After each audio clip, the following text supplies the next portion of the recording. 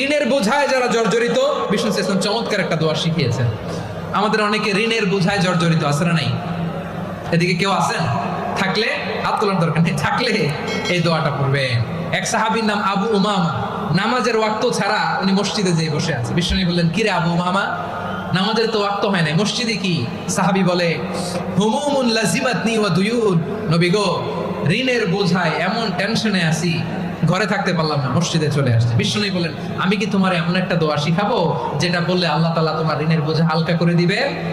আবু মামা বললেন, ইয়া রাসূলুল্লাহ, অবশ্যই শিখাবেন। বিষ্ণু বললেন, তাহলে তুমি পড়বা, আল্লাহুম্মা ইন্নী আউযু বিকা মিনাল হাম্মি ওয়াল হাযান ওয়া আউযু বিকা মিনাল জুবনি ওয়াল বুখল ওয়া আউযু বিকা মিন গালাবাতিদ দাইনি ওয়া কাহরির রিজাল।